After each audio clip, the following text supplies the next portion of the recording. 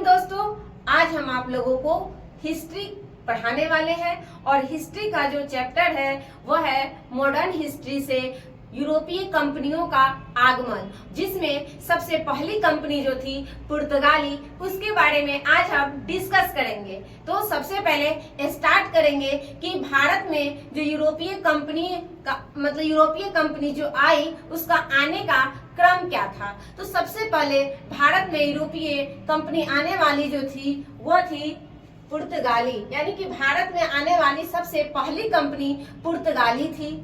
उसके बाद कौन सी कंपनी थी, तो वो थी अंग्रेज, उसके बाद डच, उसके बाद डेनिश, उसके बाद फ्रांस और स्वीडन। ये कंपनियों का भारत में आने का क्रम है। यहाँ से क्वेश्चन पूछा जाता है, इसीलिए आप इसे थोड़ा सा एक बार देख लीजिएगा कि कौन सी कंपनी पहले आई और उनका आने का क्रम कैसा है। तो सबसे पहले भारत में आने वाली कंपनी थी पुर्तगाली, दूसरा अंग्रेज, तीसरा डच, चौथा डेनिश, पांचवा फ्रांस, उसके बाद स्वीडन। सबसे लास्ट में आने वाली कंपनी स्वीडन थी। सबसे पहले आने वाली कंपनी पुर्तगाली थी। पुर्तगाली कंपनी कब आई, तो देखिए सबसे पहले जो पुर्तगाल के व्यक्ति थे वास्को डी गामा, उन्होंने कब आया, वो कब भारत आए थे, तो 1498 में। तो पुर्तगाली कंपनी जो भारत आने वाली पहली थी, उसका भी आने का जो साल रहा वो 1498। उसके बाद अंग्रेजों ने अपनी पहली जो कंपनी स्थापित की वह 1600 में। उसके बाद आता है डच 1602 में, उसके बाद डेनिश 1616 में और फ्रांसीसी 1664 में, उसके बाद स्वीडन 1731 में। ये डेट भी हम लोग ईयर जो है उसका याद रखेंगे। अब आता है कि ये जो कंपनियां आई भारत में, तो इन्होंने अपनी पहली फैक्ट्री यानी कि कोठी भारत में कैसे स्थापित की और कहां स्थापित की, इसको भी हम थोड़ा से समझ लेते हैं। वो क्या है कि भारत में पहली फैक्ट्री स्थापित करने का क्रम, यानी कि उन कंपनियों के द्वारा जो पहला फैक्ट्री लगाया गया भारत में, वो कौन सा क्षेत्र था, कब लगाया गया, इसको हम देखते हैं। तो सबसे पहले पुर्तगाली कंपनी आएगी, तो जो कंपनी पहले आएगी वही पहली फैक्ट्री भी लगाएगी। सीधी सी बात है, जो पहले आएगा वो पहले खाएगा। तो उसी तरह से सबसे पहली जो कंपनी थी वह थी पुर्तगाली, जो भारत में अपनी फैक्ट्री यानी कि कोठी स्थापित की। वह था कोच्चि का क्षेत्र, जो कि 1503 में अपनी पहली फैक्ट्री स्थापित किया। उसके बाद आता है डच। डचों ने अपनी पहली फैक्ट्री कहाँ स्थापित की, तो दोस्तों मसूलीपट्टनम में। और कब किया, तो 1605 में। उसके बाद आता है तीसरी कंपनी जिन्होंने अपनी फैक्ट्री स्थापित की, जो हम पे राज किया 200 वर्षों का, उसका शासनकाल, यह एक लंबे टाइम पीरियड्स में इसने भारत के क्षेत्रों पर अपना नियंत्रण स्थापित करके रखा हुआ था अंग्रेज। और इसने अपनी पहली फैक्ट्री कहाँ लगाई थी, तो सूरत में। कब लगाया, तो 1600 यहाँ होगा, 1613 में। सूरत में सबसे पहले 1613 में अंग्रेजों ने अपनी पहली फैक्ट्री स्थापित की। उसके बाद आता है डेनिश। डेनिश ने अपनी पहली फैक्ट्री त्रावणकोट, यानी कि यह केरल का एक क्षेत्र है, जहां पर इसने अपनी त्रावणकोट बोलते हैं, तमिलनाडु के क्षेत्र है, जहां पर डेनिशों ने अपनी पहली फैक्ट्री 1620 में स्थापित करता है। उसके बाद आता है फ्रांस, और इसने अपनी पहली फैक्ट्री सूरत में स्थापित की 1668 ईस्वी में। और ये जो स्वीडिश थी, यानी सबसे लास्ट में भारत में आने वाली कंपनी, यह अपना केंद्र चाइना में लेकर स्थापित करता है, यानी कि यह भारत के क्षेत्रों में उसका ज्यादा इंटरेस्ट नहीं रहा, जिसके कारण यह अपनी फैक्ट्री, अपना केंद्र भारत में स्थापित न करके चीन चला जाता है। चीन में अपनी फैक्ट्री लगाती है और अपना नियंत्रण चीन से व्यापार करने का काम शुरू करता है। तो सबसे पहले आने का क्रम और भारत के क्षेत्रों में फैक्ट्री लगाने का क्रम इन यूरोपीय कंपनियों का हम याद रखेंगे। यहाँ से क्वेश्चन पूछा जाता है एकदम से, कभी ईयर पूछ दिया जाता है, कभी आने का क्रम पूछ दिया जाता है, तो इसे हम याद रखेंगे।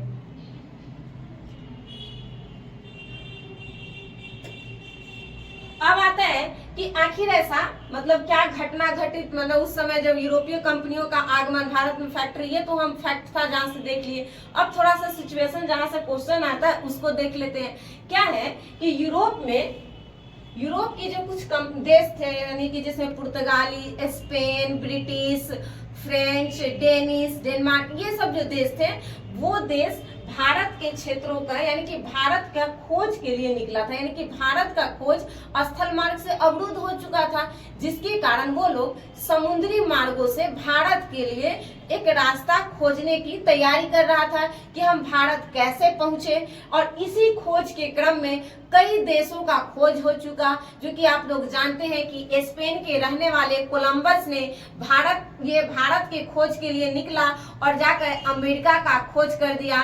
तो ये भी एक भारत के खोज के क्रम में अलग अलग क्षेत्रों का भी खोज किया गया, जिसमें सबसे जो यूरोप के जो इतने कंट्रीज थे, जिसमें भौगोलिक खोजों में जो सबसे ज्यादा पार्टिसिपेट हुए जो देश थे, यानी सबसे ज्यादा बढ़ चढ़ के जिस देश ने हिस्सा लिया, अब भौगोलिक खोजों में शामिल लोगों को सबसे ज्यादा उत्साहित किया, उसे सपोर्ट किया आर्थिक रूप से, तो वो देश दो थे। एक का नाम था स्पेन, दूसरा था पुर्तगाली। और स्पेन के जो थे रहने वाले कोलंबस ने, उसने जाकर के तो अमेरिका का खोज किया, लेकिन पुर्तगाल के रहने वाले जो थे वास्को डिगामा, और उस समय पुर्तगाल के जो शासक थे, चांसलर थे, राजा थे, उसका नाम था प्रिंस हेनरी द नेविगेटर। इसीलिए याद इनका नाम रखेंगे, क्योंकि कई बार यहाँ से क्वेश्चन पूछा जाता है कि जिस समय भौगोलिक खोजों के लिए यूरोप में होड़ चल रहा था, उस समय पुर्तगाल के शासक कौन थे? तो प्रिंस हेनरी नेविगेटर। और इनके ही नेतृत्व में पुर्तगाल के जो लोग थे, उन्होंने भौगोलिक खोजों में अपना रुचि व्यक्त किए। तो आगे चल करके एक व्यक्ति आते हैं जिनका नाम था वास्को डिगामा, और यह व्यक्ति भारत के खोज के लिए चल देते हैं। अब इनका जब ये आते हैं तो इस दरमियान क्या होता है कि इतना लंबा सफर रहता है ना, इतना लॉन्ग डिस्टेंस दूरी कवर करना होता है पुर्तगालियों को। अगर आप वर्ल्ड मैप में देखेंगे तो यहाँ पर यूरोप है, इधर से समुद्र है, इधर पर आपको आ जाएगा दक्षिण अफ्रीका यानी अफ्रीकन कंट्री, उसके बाद यहाँ पर आएगा इधर अपना भारत, इधर मिडिवल एशिया का क्षेत्र है, और ये लोग इधर से ऐसे करके भारत के क्षेत्रों में आने का क्रम इनका रहा। तो यहाँ पर इतना लॉन्ग डिस्टेंस इनको कवर करना होता था, तो बहुत लॉन्ग डिस्टेंस है, पता नहीं चलता था। एक तो समुद्र का रास्ता, इसमें भी आदमी को उतना दिशा का भी पता नहीं चलता था कि किधर जाएं, तो जिसके कारण बहुत सारा भटकाव रास्ता में आते थे। जो जाना होता था कहीं और चले जाते थे कहीं और। तो इस दरमियान क्या हुआ कि ये जो थे वास्को डिगामा जब भारत आ रहे थे, भारत की खोज के लिए निकले थे, तो इन्होंने एक जगह पर अपना विराम स्थान बनाया। विराम स्थान का मतलब होता है कि जब हम लॉन्ग डिस्टेंस का ट्रेवल करते हैं तो कहीं रुक करके थोड़ा सा रेस्ट करना, वहां पे रेस्ट करके कुछ खाना पीना, फिर निकलना वहां से। तो यही कारण रहा है कि वास्को डिगामा दक्षिण अफ्रीका के सबसे जो दक्षिणी बिंदु था, जिसका नाम है केप ऑफ गुड होप, इसे हिंदी में उत्तर आशा अंतरीप कहते हैं, जिसका खोज 1487 में बार्थोलोमिया डियाज ने कर दिया था। जिसके कारण इस जगह के बारे में तो पता था ही, तो इसीलिए इन्होंने यहाँ पर आकर के अपना थोड़ा सा रेस्ट किए। तो इसी दरमियान होता है, लोग रुकते हैं, आप ही लोग कहीं बस स्टॉप पर रुकते हैं तो कहीं दुकान पर बैठते हैं तो चाय पानी वगैरह होती है तो बातचीत चलती है। उसी तरह से यहाँ पर इन्होंने जब अपना कुछ बातचीत किए तो उनको यहाँ पर एक व्यक्ति से मुलाकात हुआ जिनका नाम था अब्दुल मनिक। ये अब्दुल मनिक जो था वह भारत के पुर्तगाल राज्य के, यानी भारत के जो पुर्तगाली प्रांत है भारत के जो गुजरात राज्य है, यानी गुजरात के ये रहने वाले थे अब्दुल मनिक, जिनसे इनकी मुलाकात, वास्को डिगामा की मुलाकात यहीं पे होता है, यानी कि इन दक्षिण अफ्रीका के क्षेत्रों में। और ये जो वास्को डिगामा थे, इन्होंने इनसे भारत जाने का रास्ता के बारे में पूछा, तो इन्होंने बताया कि आप सीधे यहाँ से चले जाइएगा, और जब जाइएगा तो जो रास्ते के यानी कि समुद्री मार्ग से जब जा रहे हैं तो समुद्र का जहाँ पर एंड होगा और जो स्थल मिलेगा, धारा मिलेगी, वह धारा भारत की ही होगी। और इन्होंने चल दिया। चलते चलते क्या होता है कि ये ऐसे उनको बताया गया था कि ऐसे सीधे जाइए, लेकिन ये आदमी थे कि लहरिया काट थोड़ा मार दिए, जिसके कारण इनको पहुंचना था गुजरात, पहुंच गए कि भारत के सबसे दक्षिणी राज्य जो कि केरल, सबसे मतलब पश्चिमी तट का सबसे दक्षिणतम राज्य जो था वो केरल है, वहां वो पहुंच गए।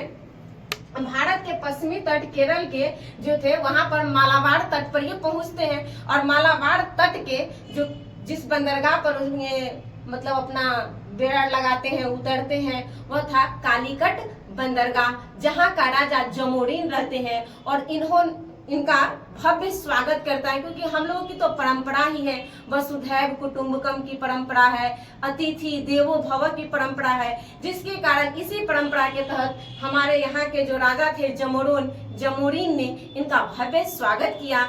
अब आते हैं थोड़ा सा यहाँ से हम देख लेते हैं कि आखिर ऐसा क्या हुआ था। ये जो हम ऊपर लिखे हैं कि इनको समुद्री मार्ग से भारत की ओर जाना पड़ा। अब भारत की खोज के बारे में जो बोला जाता है, इसका मतलब है कि ये लोग भारत से परिचित थे, भारत के बारे में जानते थे, तभी तो भारत के लिए भारत जाने की इच्छा इन लोगों में हुई, भारत जाना चाहते थे। इसका कारण था कि मध्यकाल में भारत से व्यापार इन लोगों का अच्छा खासा चलता था, यूरोपियों का, और भारत के जो मसाला थे, वस्त्र थे, रेशमी, सूती, इन लोगों का व्यापार का वस्तु ये का व्यापार उन लोगों का होता था। अब आते हैं कि भारत में जो आने वाले जो व्यक्ति थे, वास्को डी गामा, इसका डेट याद रखेंगे हम कि ये कब आए थे, 17 मई 1498 को। ये पुर्तगाली जो वास्को डी गामा पहले व्यक्ति थे, ये भारत में 3 बार आते हैं। पहला तो आप लोग देख लिए कि 1498 में, दूसरा बार आते हैं ये 1502 में, और तीसरा बार आते हैं ये 1524 में। जब ये तीसरी बार 1524 में आते हैं तो इनकी मृत्यु भारत के क्षेत्रों में ही हो जाता है और इनको दफनाया गया है कोचीन के क्षेत्रों में। अब आते हैं कि ये जो गवर्नर थे, इनका क्रम थोड़ा सा देख लेते हैं कि पुर्तगाली गवर्नर 3 गो इम्पोर्टेंट है जिनसे क्वेश्चन पूछा जाता है। पहला आता है अल्फांसो डी अल्मीडा।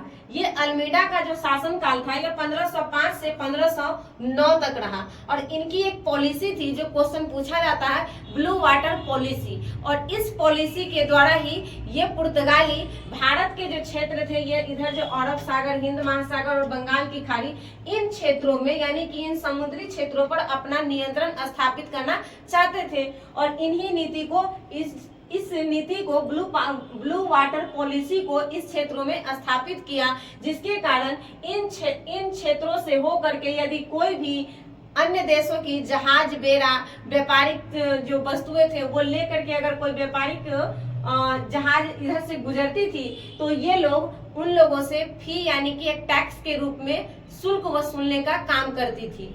अब आता है दूसरा अल्बुकर्क। ये अल्मीडा के काल में ही एक और काम होता है कि पुर्तगालियों की जो सेना थी उसमें भारतीय लोगों को शामिल किया जाने लगा, यानी भर्ती किया जाने लगा। उसके बाद आता है अल्बुकर्क। अल्बुकर्क को भारत में पुर्तगालियों का वास्तविक संस्थापक कहा जाता है, और इनका जो शासन काल यानी पुर्तगालियों का जो टाइम पीरियड्स रहा वह रहा 1509 से 1515 ईस्वी। और इनका एक सबसे इम्पोर्टेंट पॉलिसी है जिसका नाम है वैवाहिक नीति।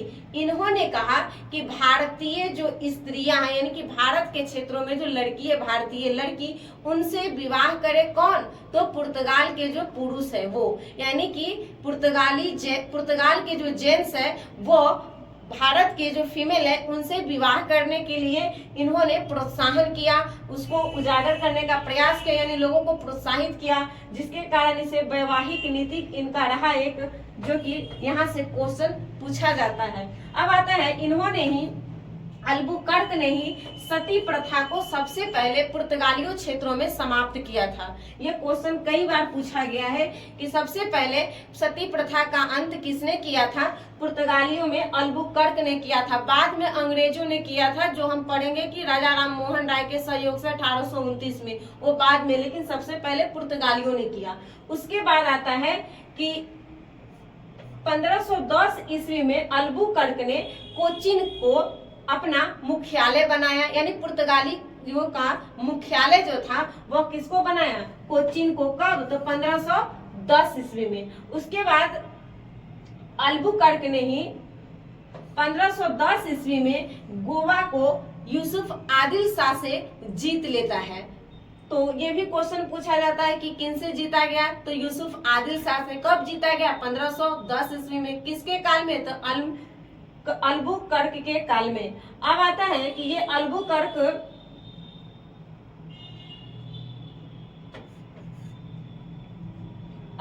उसके बाद आता है Nino da Cunha. Nino da Cunha का काल रहा 1515 से 1530 ईस्वी तक।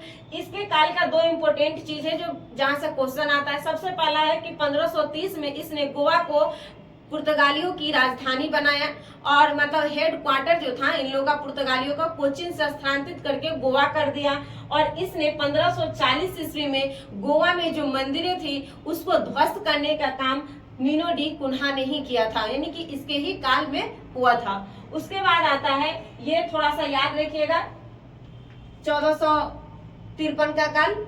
और यहाँ से जो क्वेश्चन पूछा जाता है ये आप लोग ध्यान रखिएगा। अब आता है कि ये जो पुर्तगाली था अपना नियंत्रण भारत के क्षेत्रों में स्थापित कर लिया। बाद में चल करके अलग अलग जो कंपनियां आई उनके साथ यूरोपीय अन्य कंपनियों का टकराव होता है, यानी कि एक दूसरे के साथ युद्ध करना पड़ता है। जिसी क्रम में हम देखेंगे कि ब्रिटेन और पुर्तगाली है जिनका इधर एक संबंध स्थापित हो जाता है। इन दोनों में भी युद्ध की ही स्थिति रहती है, लेकिन एक वैवाहिक संबंध स्थापित होने के कारण इन दोनों में एक समझौता समझिए कि हो जाता है। तो क्या होता है कि ब्रिटेन का जो राजा रहता है उसका नाम था चार्ल्स द्वितीय, और पुर्तगाल की जो राजकुमारी थी उसका नाम था कैथरीन। इन दोनों को विवाह हो गया, माने इन दोनों का विवाह करा दिया गया। और विवाह में दहेज में क्या मिल गया, तो मुंबई। और यह मुंबई दहेज में चार्ल्स द्वितीय को दिया जाता है पुर्तगालियों की ओर से। और होता क्या है कि ये दहेज को 1658 ईस्वी में मुंबई जो दहेज में मिला उसको 1668 ईस्वी, सॉरी 58 नहीं 68 ईस्वी में ये जो राजा था चार्ल्स द्वितीय ने 10 पाउंड वार्षिक किराया लेकर के ब्रिटिश ईस्ट इंडिया कंपनी को मुंबई दे देता है, भाड़ा पर लगा देता है। देख रहे हैं, भारत का क्षेत्र रहता है, दूसरे देश के राजा रानी का ब्याह हो रहा है, दहेज में दान किया जा रहा है और वो उसको भी किराया पे लगा रहा है। तो ये 10 पाउंड पे वार्षिक किराया पर लगा दिया। उसके बाद आता है कि एक व्यवस्था आती है पुर्तगालियों की। विवाह कब हुआ था, 1662 में। भी याद रखेंगे कि पुर्तगालियों के ब्रिटेन के राजा रानी का विवाह 1662 में। एक व्यवस्था है कार्टेज व्यवस्था। यह कार्टेज व्यवस्था क्या था कि जब आप लोग को अभी बताएं तुरंत कि ब्लू वाटर पॉलिसी के तहत जो समुद्री क्षेत्र है उस पर नियंत्रण स्थापित करने का काम करता है पुर्तगाली। तो इसी पुर्तगालियों ने जो अपनी मतलब समुद्री क्षेत्रों पर जो अपना नियंत्रण स्थापित कर रखा था, तो दूसरे देश का जो जहाज बेड़ा गुजरता था उस क्षेत्रों से तो उससे शुल्क लेता था। तो इसके लिए एक आज्ञा पत्र लेना होता था गोवा के सरकार से। उसी आज्ञा पत्र को लेने का जो एक व्यवस्था था उस व्यवस्था को ही हम कार्टेज व्यवस्था कहा गया है। गोवा के सरकार से आज्ञा पत्र लेना पुर्तगाली क्षेत्रों में व्यापारिक जहाज को लाने के लिए, जो पुर्तगालियों का नियंत्रण का क्षेत्र होता था उसमें अगर कोई दूसरी देश की मतलब दूसरे देश का जो जहाज था वो अगर इस क्षेत्र से गुजरा तो उसके लिए उसको शुल्क लेना पड़ता था। इसे हम कहते हैं कार्टेज व्यवस्था। अब आता है कि 1535 ईस्वी में क्या होता है कि द्वीप पर जो अभी वर्तमान में गुजरात के क्षेत्रों में है यह, इस पर पुर्तगालियों ने अपना नियंत्रण स्थापित कर लेता है 1535 में। उसके बाद 1559 में दमन पर अपना नियंत्रण स्थापित करता है पुर्तगाली। उसके बाद एक क्वेश्चन यहाँ से पूछा जाता है कि 1542 में पुर्तगालियों का एक गवर्नर बन के आता है जिसका नाम था मार्टिन डिसूजा के साथ कौन आता है, तो जेसुइट संत जेवियर। इसको ऐसे भी याद रख सकते हैं केवल जेवियर संत, जो कि मार्टिन डिसूजा के साथ आते हैं। ये पुर्तगाली गवर्नर बन के भारत में आता है 1542 में, और इन्हीं के साथ ये जेवियर संत आते हैं। तो ये रहा इंपॉर्टेंट कुछ पॉइंट जो कि पुर्तगालियों से संबंधित रहा। एक और बात आता है कि पुर्तगालियों के द्वारा भारत के क्षेत्रों में उनके आने से किन चीजों की शुरुआत हुई। तो सबसे पहले तो हम याद रखेंगे कि प्रिंटिंग प्रेस जो भारत के क्षेत्रों में विकसित हुआ वह पुर्तगालियों के कारण हुआ, और इस प्रिंटिंग प्रेस को पुर्तगालियों ने सबसे पहले 1556 ईस्वी में गोवा में स्थापित किया था। उसके बाद इन्होंने पपीता का, अनानास का, तंबाकू का खेती भारतीय क्षेत्रों में प्रारंभ करता है।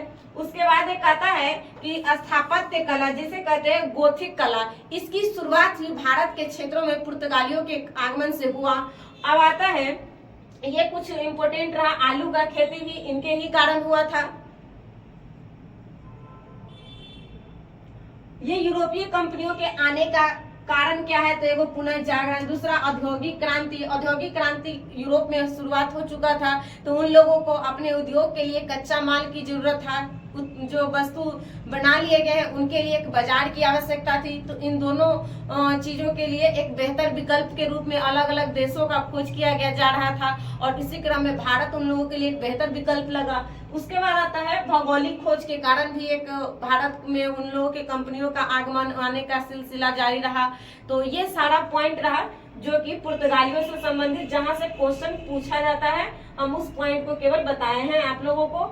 आप लोगों को अगर अच्छा लगेगा ये वीडियो तो आगे भी हम जो अन्य कंपनियां भारत में आई जैसे अंग्रेज, फ्रेंच, डेनिश, इन सब चीजों, इन सारे कंपनियों के बारे में हम आपको बताने का प्रयास करेंगे, और जो जहां से क्वेश्चन पूछा जाता है उस पॉइंट व्यू से हम केवल आप लोगों को बताएंगे।